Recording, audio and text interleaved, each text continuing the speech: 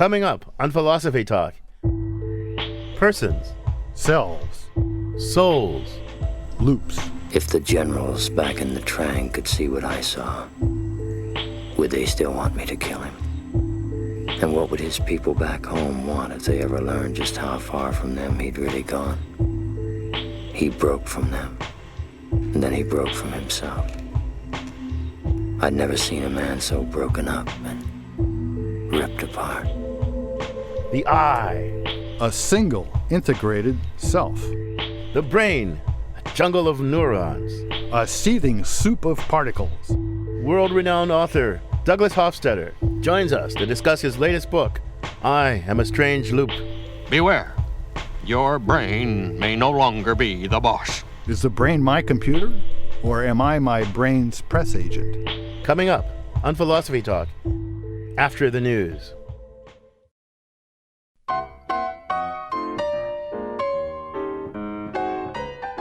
Welcome to Philosophy Talk, the program that questions everything. Except your intelligence. I'm John Perry. And I'm Ken Taylor. We're coming to you from the studios of KALW in San Francisco. But we're continuing conversations that began at Philosopher's Corner on the Stanford campus. Today, our topic is Persons, Selves, Souls, and Loops with Douglas Hofstadter, author of I Am a Strange Loop. We're going to begin our conversation by being puzzled about the nature of the self. Then we'll look at what Hofstadter might mean by calling the self a strange loop. And finally, we'll ask whether the self is a reality or just an illusion. Now, Ken, Douglas Hofstadter is going to have to explain what he means by a strange loop. But maybe you and I should start by getting clear about persons, selves, and souls. At least clear enough to explain what the philosophical problems might be. Well, let's start with persons. In ordinary parlance, person sounds like kind of a synonym for human, but you can imagine all sorts of non-human persons. Intelligent robots, extraterrestrials of all kinds, all those would be persons if they were complicated enough, but not human. Not to mention Donald Duck and Uncle Scrooge and Mickey Mouse. If they really existed, they wouldn't be humans. They wouldn't be Homo sapiens. They would be two unusually intelligent ducks and one unusually intelligent mouse. And don't forget one very, very rich duck, a really, really nice person to know. Yes. So I think they would be persons. They would be entitled to the rights that you and I have as persons, even though we typically call those human rights. Well, yeah, that's certainly right. Now, John Locke says that a person is a being that has reason and reflection, is conscious of itself as itself, and as it's conscious of itself as a being with a continued existence through time. And he thought that was important because he thinks persons are the kinds of beings that can take responsibility for and be held responsible for their actions. And Scrooge and Donald and Mickey, they would seem to meet those requirements too, right? Well, let's look at how this works step by step. Let's take an ordinary duck. Now, I would certainly say an ordinary duck is conscious in some sense. It's aware of things. It has sensations that give it information about the external world, discriminates what's going on about it, at least to a certain extent. It feels things, and I would think it must feel pleasure and pain of some sort. But does it meet Locke's definition of being conscious of itself or of itself as itself? Well, I think that's probably not. It's conscious of things around it, as you said, and surely it's conscious of some parts of its own body. It controls its body. It kind of decides when to flap its wings. But is it conscious of itself as a thinking, quacking being? I doubt it. Probably not. Okay, let's ignore ducks now for the moment and adopt what Locke said as a working definition of personhood. But what about self? Locke actually used the term self in defining personhood. What's a self?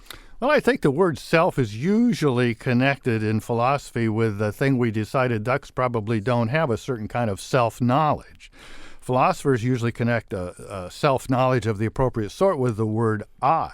When you use the word I, that shows that you have a concept of yourself as one thing among others, but at the same time, you have a special relation to that one thing among others, right. And so you use the word I. The special is important. The special is important. Imagine a computer 2987, that keeps track of all the electrical expenditures of all the computers on campus. And it has a line that says, computer 2987 uses a lot of electricity this month. But it never says, I used a lot of electricity. It wouldn't have a self. At least it wouldn't have a self concept or something like that. All right. Now, I'll have to defer to you about the soul since you're the African-American in the group. Oh, John. Soul, though, in not that sense, but soul is usually a term from religion for that part of aspect of the individual that survives the body's death and may have to pay the price or reap the reward in the great hereafter. If you're a religious person of a sort, you probably think that the soul is the self and that a person is a person because they have a soul. But what if you're a materialist, a skeptic? You don't believe in souls, you don't believe in the hereafter, you don't believe in the supernatural. It still seems to me you can believe in selves and persons. I think that's right. So soul may be a somewhat supernatural concept, but the concept of self and person are used by non-supernatural people like psychologists and psychiatrists every day. In fact, our roving philosophical reporter, Polly Stryker, talked to a psychiatrist who's had some deep insights into the nature of the self. She files this report. Know thyself, said the Delphic oracle. But can we really? Julie Walters struggles with this in the 1983 film Educating Rita with Michael Caine. You think I was having an affair the way he behaves? You know, perhaps you are having an affair. Go away, I'm not. What time have I got for an affair? Jesus, I'm busy enough finding myself, let alone finding anyone else. I'm beginning to find me. It's great. It is, you know, Frank. It might sound selfish, but all I want for the time being is what I'm finding inside me. On some level, we're all trying to find ourselves. But what is this thing called the self? Our sense of self is built up over years of memories, events, things we've been through, associations that have become part of our assumed knowledge base in the brain. Dr. Sofia Vinogradov is a psychiatrist at the University of California, San Francisco. You know, you can't remember, I can't remember when I learned that I was female, that I was a girl. It's just part of what I know about the world. Neuroscience is beginning to lift the veil on what the self is and where in our brains it might be located. Dr. Vinogradov conducts experiments that show that memories are stored in a specific part of the brain, the medial prefrontal cortex. What's interesting about this medial prefrontal region is it's kind of deep in there and kind of tucked away in there. It's not on the surface of the brain, which again kind of makes sense from an evolutionary point of view, that the part of the brain that's going to hold or be activated during this important information or be critical for processing this information would be in a very protected area of the brain. This may be the area, hidden deep in the brain, that contains the layers of ourselves, the child and the adult. One thing about the sense of self and consciousness is that it is something that is stable over time. For example, I was remembering the other day when I was 4 going on 5, and I remember just thinking that turning 5 was such a big deal. And that memory of myself at the age of 4 feels like the same self as the self that I am now. And yet when you think about it, many, if not most of the molecules in my body are different. And yet there's some essence that has remained stable. That is my sense of self. Perhaps there is no single self. We all have different personas. Daughter, mother, friend. I believe we have many inner selves. It's working to find out ways in which you can be at peace with those various selves in a way that's adaptive and serves you well. Some special cases take this idea of multiple selves in unusual directions. Consider the epileptic patient who's had a callosotomy, or the hemispheres of the brain separated surgically. In one experiment that was done with a split brain patient, when the this was a young man in his late teens, when his left hemisphere was asked, what do you want to be when you grow up? That side of the brain very sort of politely answered, I want to be a draftsman. And when the right hemisphere was asked the same question, that part of the brain answered, I want to be a race car driver. Or alien hand syndrome, where the hemispheres of the brain start conducting certain motor functions independently. For example, a man knows it's time for him to get up and get ready for work, and he's getting himself dressed, and his right hand is buttoning his shirt, and then at the same time his other hand is unbuttoning the shirt. Maybe part of the joy of trying to know oneself is the constant process of calibration and recalibration of what we think we know about ourselves. We think we have a master narrator, an interpreter in there who's deciding what it is we want to do, and that is our sense of self, and it's an integrated whole. But in fact, there are other desires within us that every now and then in these special clinical conditions we can see they get released. For Philosophy Talk, I'm Polly Stryker. I'm John Perry. With me is Ken Taylor. Our guest today is Douglas Hofstadter. He's Distinguished Professor of Cognitive Science and Computer Science at Indiana University. He's author of the Pulitzer Prize-winning Godel, Escher, Bach, and most recently, I Am a Strange Loop. Doug, welcome to Philosophy Talk. Thank you very much. Glad to be here.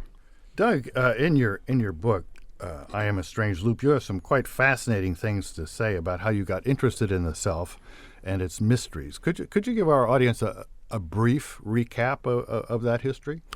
Yeah, I think that I first started thinking about these things when I got interested in foreign languages and I was trying to absorb French and integrate it with my English. And the question came to mind, what does it mean to think in a language? What is thinking all about? And I began thinking about thinking, and then it intensified when I found out that my younger sister, the younger of my two sisters, was in some sense congenitally brain damaged, and this really set me thinking a lot about the physical basis of a person. And then another thing that happened was my exposure to computers, and I started to program, and of course computers were said to think or to be electronic brains at that time, and those kinds of things were fascinating to me. When I programmed a computer to give output, random output, but interestingly random output of English sentences, I started asking myself, is it thinking? Does it have ideas or not? And then lastly, when I encountered Gödel's theorem, mathematical logic, and I saw that there were certain things in mathematics, certain systems that could talk about themselves in ways that were amazingly strange, I got very excited and started thinking maybe this is the clue, the key thing that contains the secret of the self. So, but let me ask you, okay, so that's an interesting history. But let's delve deeper into the mystery. Tell me the thing that most puzzles you about selfhood and self and consciousness and all that. What most puzzles you? Well, I suppose there are two things. One is the fact that we sort of seem to coexist with the laws of physics. We, on the one hand, say that the laws of physics push everything around, that is, that electrons and photons and whatever particles there are the fundamental movers and shovers and pushers in the world, and there really isn't anything else. I mean, the whole world can be explained in terms of how particles work, and yet when we talk about things, we say, I did it because I wanted to. We say a war happened because of religious differences. We say people got married because they loved each other. We say I laughed because the joke was funny. And where are the particles? Right. And so it seems that there's some kind of way in which we as human beings perceive the world that is totally inconsistent with physics. And it's not just, I take it, it's not just that, well, it's the desires versus the particles, because you could think a desire is just another thing in there too, pushing and pulling and shoving us, but it's I desired this. I did this. Mm-hmm. It's like I am the captain of my ship. Yeah. And are you kind of puzzled about how there could be this I that could be the captain? Look, I want to get up, and I do. And all these in your book, you describe this kind of, and all my molecules obey. Yes. Right? Yes, and that's the kind of thing that I would call downward causality. It's as if we're being shoved around by force. I don't know if force is the right word, by entities that are much larger than particles. But we also say of a computer, we say, well, the computer thinks that I owe Macy's $1,000 or something like that. But there's no real mystery there, is there? We understand that when we talk about the computer, we're just talking about the totality of molecules and so forth and what they're doing. Why is it different when I talk about you or Ken or me? Well, I think it's mostly different because we don't ascribe desires to the kind of computer that you're talking about. When it comes to a chess-playing computer, we start to say desires. It wants to get its knight out early. Mm-hmm. It wants to do this. I think even there we're reluctant to ascribe much of a self to a computer, but if the computer were much more general than a chess-playing machine, if it had, like the computer that drove the car across the Mojave Desert to beat the Carnegie Mellon, and it the Carnegie Mellon car, and at some point it hadn't been programmed to do anything like this, but it actually swerved out and passed the Carnegie Mellon car. It was as if it wanted to win, it wanted to pass the other car. Yeah, and that seems deep, and we'll have to take up why that seems deep. But for now, I'll remind you, you're listening to Philosophy Talk. Today we're discussing the self with Douglas Hofstadter from Indiana University. Have you ever told someone, you're not yourself today? But how can someone not be yourself? Who else could she be? Have you ever been beside yourself? But how could you be beside yourself? You're always right where you are. What's going on? Join us by calling toll-free 1-800-525-9917. That's 1-800-525-9917. Locating the self in that great sea of neurons that is your brain. Plus your calls and emails when Philosophy Talk continues.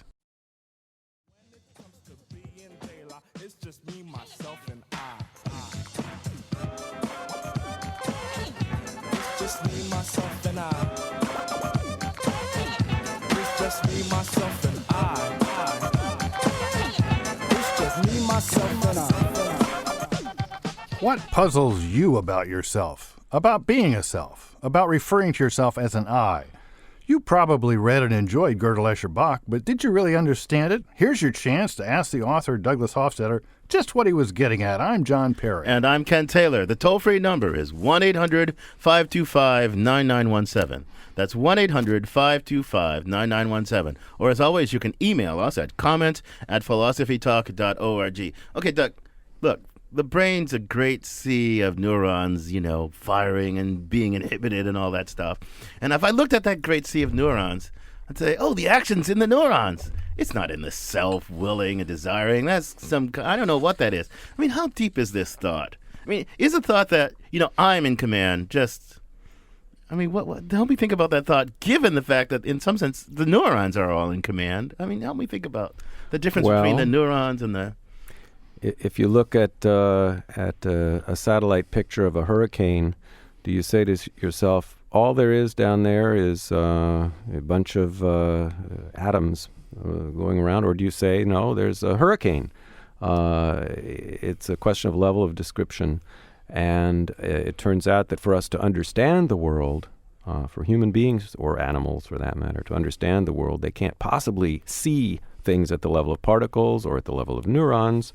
They see things at a far higher level. They have to categorize the world. They have to break it up into pieces at the level that their perception allows. What I'm wondering is that seeing at the higher level, is that seeing deeply into things or seeing shallowly into things, right? I think I'm seeing deeply, but if I saw deeply, I'd see it's a great sea of neurons. Or is it more revealing not to see the great sea of neurons? I mean, Well, for survival, it turns out to be so much more useful to see things at the higher level. And since survival is very crucial, it seems that it's a kind of a magical shortcut to understanding the universe. So I would say it is seeing very deeply to see these things that in some sense are illusions. Now, I take it that your answer to the question of where does I fit into the sea of neurons isn't, I is a supernatural add-on that God provided connected with the soul. It's that somehow the I is due to a certain pattern that some systems exhibit, and that's the pattern of being a strange loop. Could you tell us a little bit about what's a loop and what's a strange loop and why I am one? Well, let's take the second part later, but tell us what a loop is. Yeah, a loop, I mean, strange loop. In this particular case, a loop is a system that can perceive itself or control itself. I like to take a simple example of a flush toilet, which controls itself. It controls the level of water, and if it's got too little water, it fills it up, and if it's got too much, it lets a little bit out. And in that very mechanical system, there is a very crude kind of self-perception. It's certainly not enough to give it what I would call a self, but then thermostats are another, heat-seeking missiles, but you move up the ladder of sophistication in perception, and systems can perceive themselves in ever deeper and more sophisticated fashions. Perception pretty quick. I mean, I would say that the toilet bowl is self-regulating, and the thermostat is self-regulating in some sense. It regulates the temperature in the room by regulating its own states or something, and you can explain how that works. But self-perception? Why self-perception? Well, perception is a matter of degree. I mean, I think everybody would agree that a thermostat, if you don't like the word perceive, I don't know what word to use. It registers the outside temperature. I would say perceives in a very crude sense. Mm-hmm. But for me, perception comes when the universe, outside universe, is in some sense categorized. And when there are concepts that are activated. Now, I don't think there are any concepts activated when a toilet fills itself or anything, but when I perceive this object in front of me, and instead of just perceiving lots of pixels, I say it's a telephone, that is an activation of a concept. And I think the fact of having a vast repertoire of concepts, most of which are dormant, and some of which are activated at any given time, is perception. But I mean, I want to give the toilet a little more credit. Yeah. I mean, so at least the toilets I'm used to, you have this arm that has a little float on the end of it, and the arm changes angles, and it's the change in angles that's really detected. That is, if you do it with your hand, the same thing happens even if there's no water in the tank. So that means that in the normal circumstance, the change in angles is a sign of something external to the little device, namely the presence of water. So even in the case of a toilet or a thermostat, you have to understand this representation. It's really what makes the toilet work isn't that when the angle of this thing gets to a certain point, it drops something. It's that when the angle of this thing gets to a certain point, which indicates that the water level is up, it drops something that cuts the water off. So signs are there even with the toilet. I take it back. I was the one who said regulate, not perceive. Unfair to toilets. Unfair to toilets. But let's get this conversation out of the toilet. The strange part of the strange loop. I understand the loop part, the sort of behavior that causes the system to change, which causes change. What's the strange part of the strange loop? Well, in this particular case of human beings, I think it's the fact that what we perceive in the world is in some sense at this high level that is, it's dispensable with. As I said, you don't need to have, there doesn't need to be the concept of hurricane around for hurricanes to exist.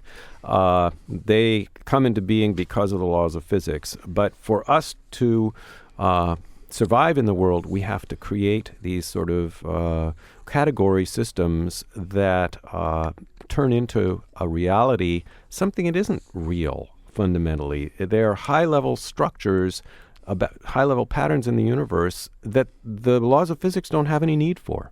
Right. So in some sense, they're not really there, but our kind of reacting to them makes them be there or something like that? Well, or something? There's a kind of a self-reinforcing structure in the brain that we survive because of the fact that we categorize so well and so efficiently, and that gives rise to a sense of certainty that these things are real. And the more we survive, and the more our culture tells us that these things are real, pretty soon the sense of what is real involves things at the high level much more than things at the low level. Oh, you're listening to Philosophy Talk. We're talking about selves, souls, and loops, selves, souls, persons, and loops with Douglas Hofstadter, author of I Am a Strange Loop. We'd love to have you join this conversation. 1-800-525-9917. That's 1-800-525-9917. Or email us at comments@philosophytalk.org. And we've got a caller in the line from Pasadena, Mike in Pasadena. Welcome to Philosophy Talk, Mike. Hi, it's an honor to interact with your souls. I have two questions for Hofstadter. I think your brilliant portrayal of the same medium hierarchy to an isomorphically derived model of the soul is almost too convincing to be called a theory. But at the end, philosophically speaking, I guess, what's your idea of the cosmic meaning of being a soul? Also, you've talked about in I'm a Strange Loop that you don't think philosophers can really prove anything. That's somehow true, but do you think philosophers are worthy of being at all? That's it. Worthy of being? I mean, as opposed to being exterminated?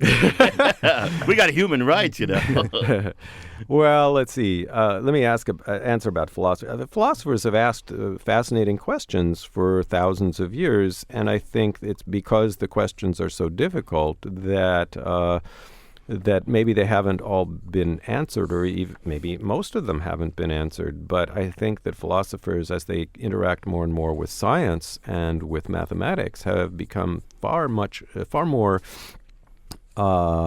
insightful and have enriched culture enormously in the last century, particularly. Also, psychologists, they have interacted with philosophers. So I think philosophy is a very, very alive discipline today. That's a spirit. There you go. But I wasn't quite sure what Mike's first question was because something about the cosmic meaning of the soul. Well, you do talk about souls. What by your lights is a soul? I mean, you talk about degrees of ensouledness or something like that. Yes, I do. What do you call it? Heck, no. Hunikers. Hunikers. Yeah. What's that all about? Well, I tend to feel that, firstly, you asked what is a soul. I don't distinguish between soul, self, I, consciousness. To me, those are all synonyms. And if somebody doesn't like the seemingly religious connotations of the word soul, I say, okay, let's drop it in our conversation. We can use self or I or consciousness. But I think these things come at different levels of strength.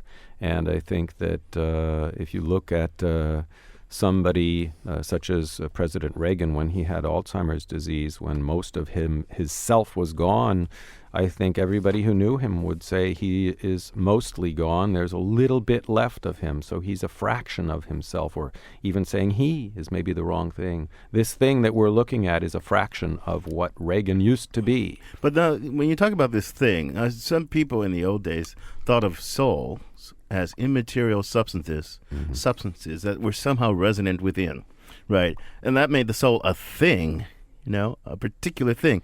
Your view is you don't think of the soul as like the real me behind the bodily me that's inside there somehow encapsulated, and that notion of soul, I don't think you have any truck with, right? Right, and I think that it's because I see soul as a kind of pattern. I'm on board with Freud, who back in the late 19th century, early 20th century, invented these high-level concepts called ego, id, and superego. He didn't have any physical instantiation for them, but he thought they were patterns that would come to exist in all human minds. They were abstract patterns. I mean, they're kind of patterns that he thought could be found in the way that mathematicians look for patterns like groups or certain kinds of I know a group is a technical term and I can't get into that, but mathematicians look for certain kinds of patterns. They find certain kinds of patterns all over the place in the world.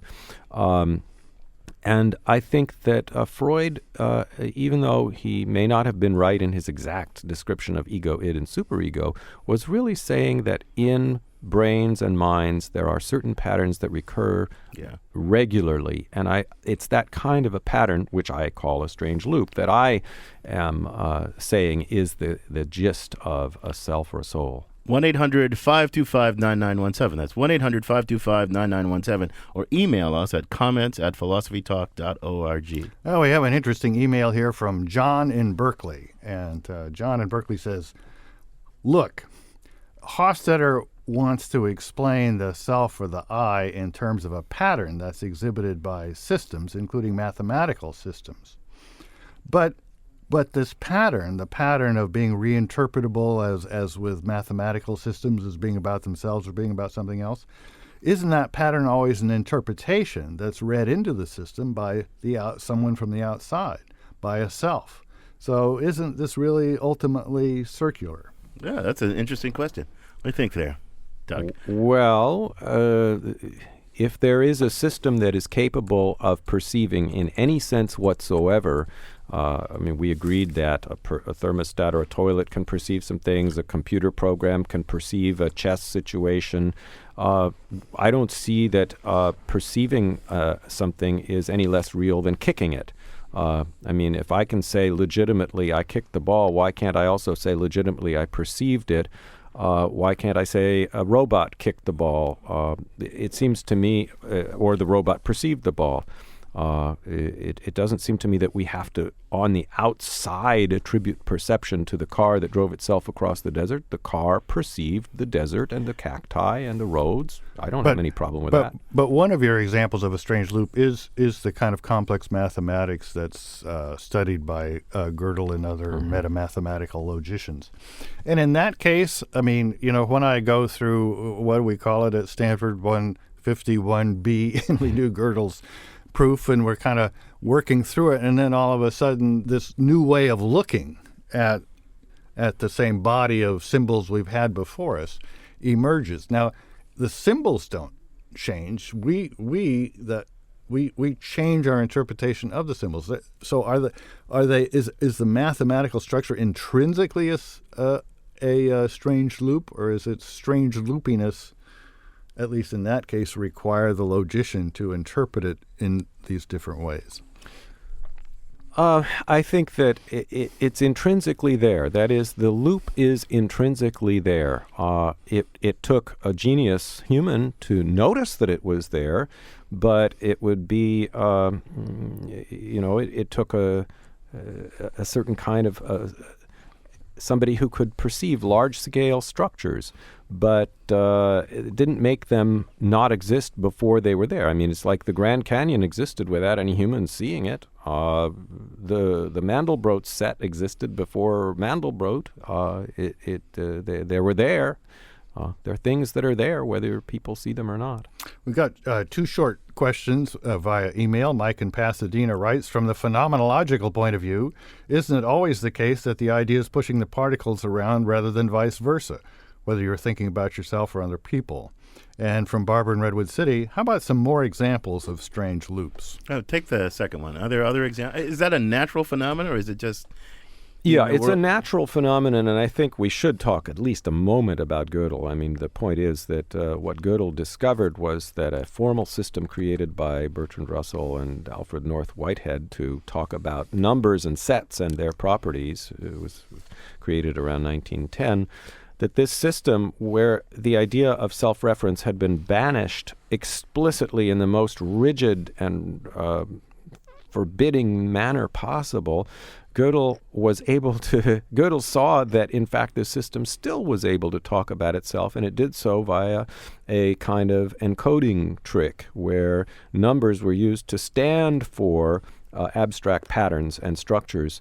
And so the system wrapped around and talked about itself, even though Bertrand Russell thought that he had banished self-reference. And it was by means of this encoding trick that self-reference was seen to be inevitable. Give us a sense of why anybody would want to banish self-reference from their universe. Good. Just really quickly in 30 seconds. Well, the point is that the Greeks had found paradoxes such as the sentence, "This sentence is false," or "I am lying." And Bertrand Russell had found paradoxes that had always to do with self-reference. And Bertrand Russell was convinced that mathematics would come tumbling to its devastation if self-reference was allowed. Right, and we couldn't. And Tarski later said, if we allow self-reference, we can't define truth, and truth gets to be an incoherent notion. So self-reference looks like paradoxes lurking in the background wherever there is self-reference. You're listening to Philosophy Talk. We're discussing the self with Douglas Hofstadter from Indiana University. Still wondering what makes you or me a strange loop? Or a Fruit Loop in my case? Whether that strange loop you call yourself is just a piece of intelligent meat, or is it something truly mysterious? Is the first person I a reality, or are you and it and me just illusion? The self, reality or fiction? 1-800-525-9917 or email us at comments@philosophytalk.org when Philosophy Talk continues.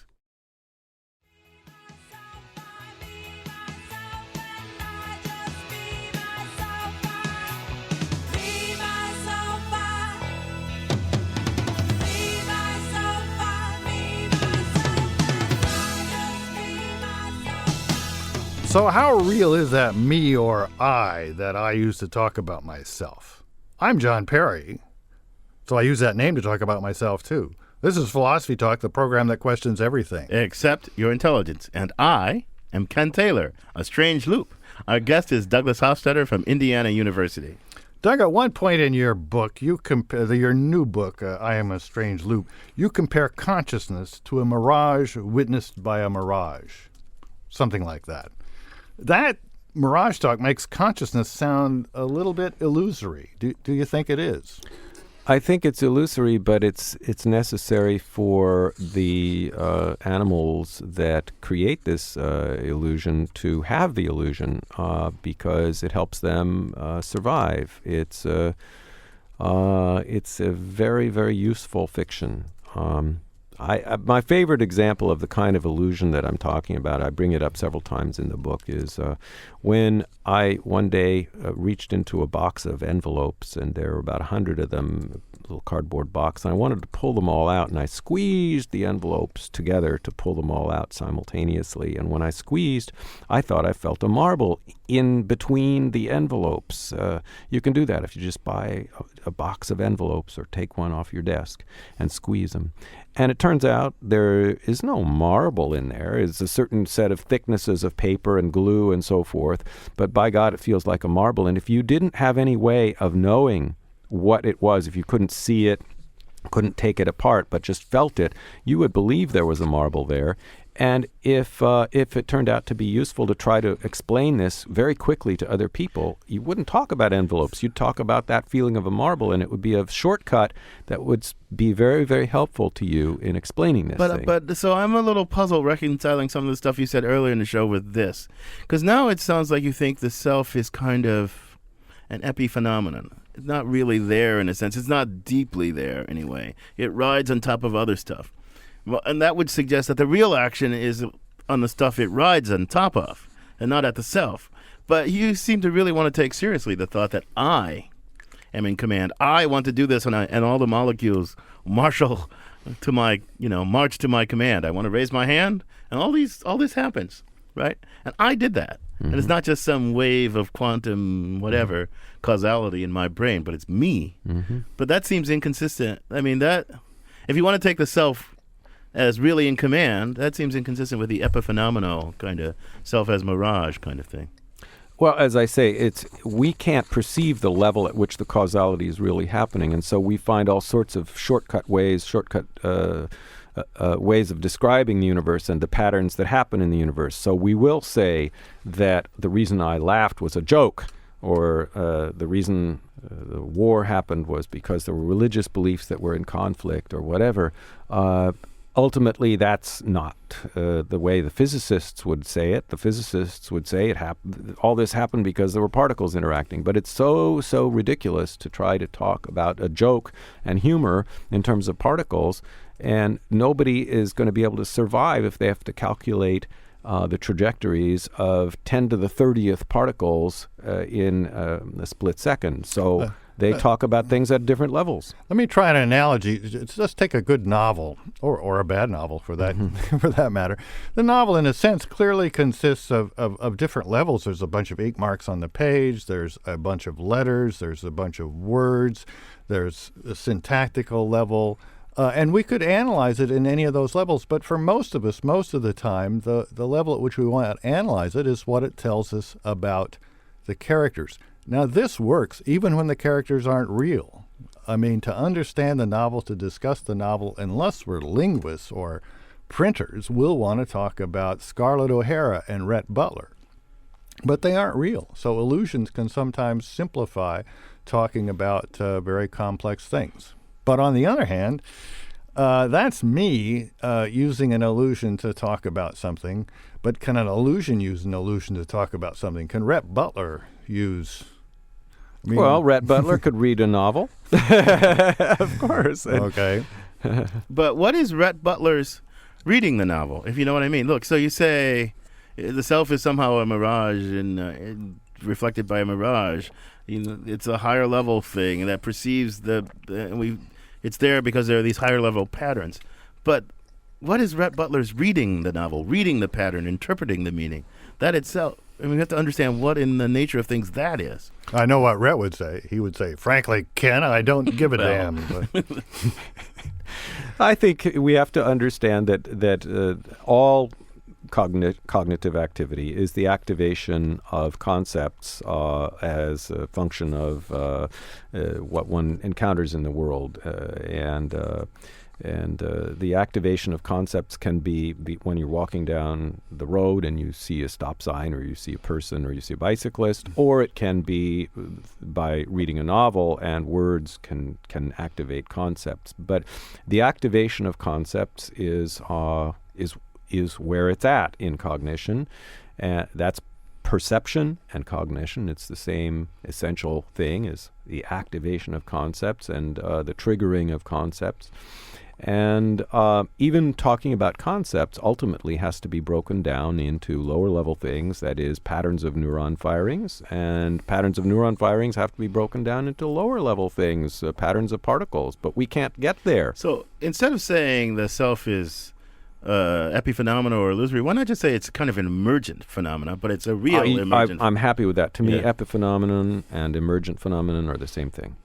Well, except emergent sounds like something emerges that's real, and epiphenomenal sounds like something's up there, but it's not really doing any work. It's kind of, at least in philosophical circles. I understand, yeah. But to me, a hurricane is at the same level of reality as a self. Mm-hmm.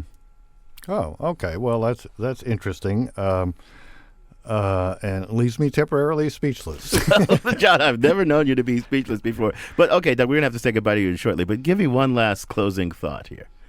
Well, if selves are abstract patterns, then they can be reproduced in different media, and that includes other brains. And that means that my self is somewhat represented or somewhat exists in other brains like yours and John's, but in much more depth in the brains of people who are very close to me. And that means that a self is a distributed entity and doesn't reside only in one place. That's a fascinating thought. We could do a whole nother show on that thought, on the distributed self. But on that fascinating note, I'm going to have to thank you for joining us. Thanks a lot. Our guest has been Douglas Hofstadter. He's Distinguished Professor of Cognitive Science and Computer Science at Indiana University.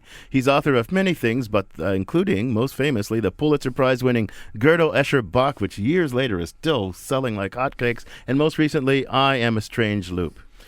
So, John, what did we learn today? Well, I was reminded of what I think of as the great philosophy brain drain. That is, at a certain point, computers became so much fun to work with that a lot of kids that traditionally would have become philosophy majors ended up becoming computer science majors, particularly if they could do it without having to spend a lot of time in material science. So if you have a computer science department that has a lot of artificial intelligence, or as we have at Stanford, a symbolic systems major, a lot of potential philosophy majors get sucked off, and I'm sure Douglas Hofstadter is one, and I'm not saying that's a bad thing. He's really given us these wonderful books because he combines, I think, an innate penchant for philosophy with training in cognitive and computer science. And the last thing he said reminded me of one of my heroes, Alfred North Whitehead, who talked about the fallacy of misplaced location, the idea that a self or a lot of other things was just in one place. Yeah, that brain drain you're talking about, I don't think of it as a brain drain. I think of it as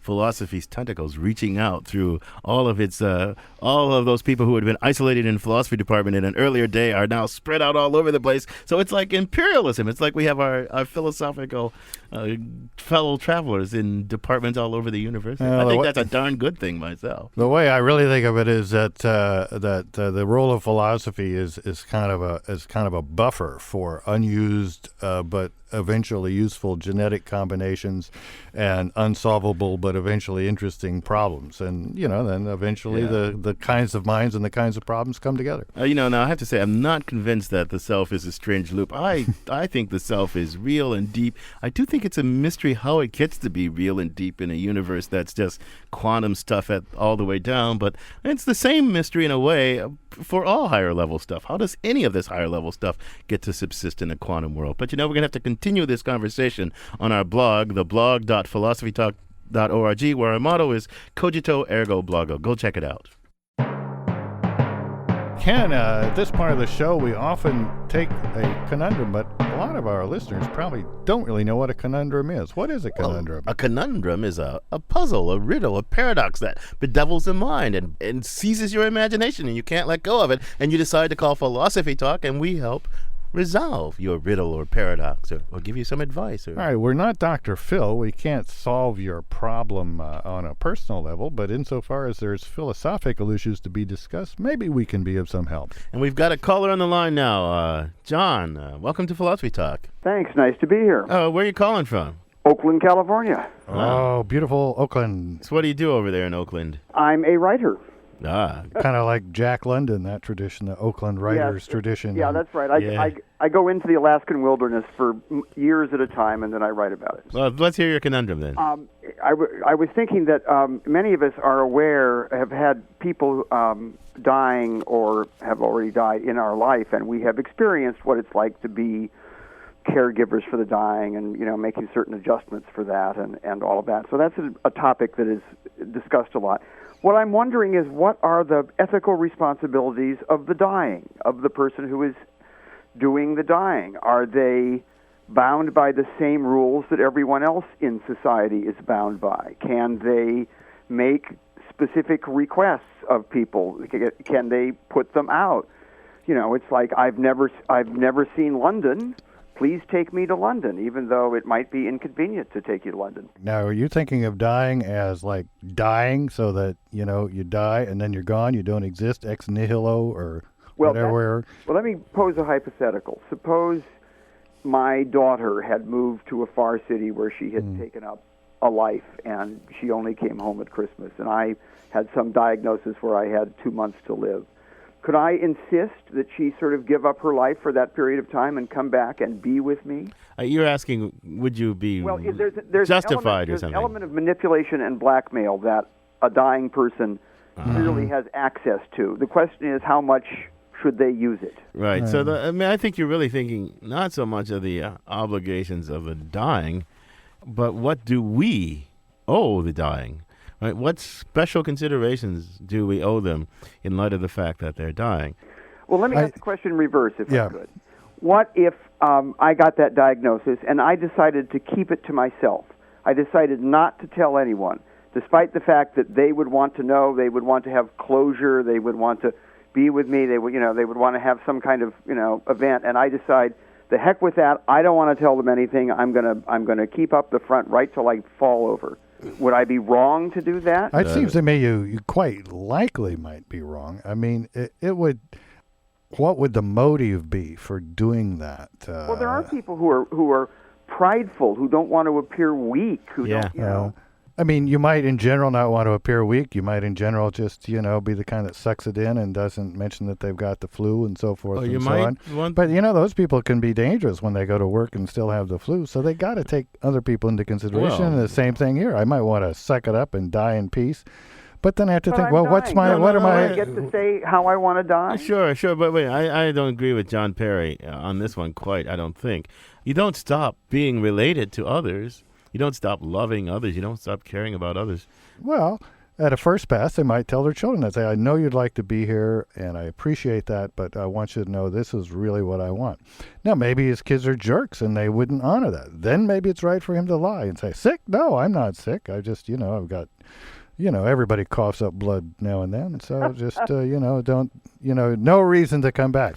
So I would say there's nothing special about the dying person that doesn't follow from the fact that he's dying. It's going to be his last chance to be alone. It's going to be his last chance to be with his kids. It's going to be his last chance to talk about things or not talk about things.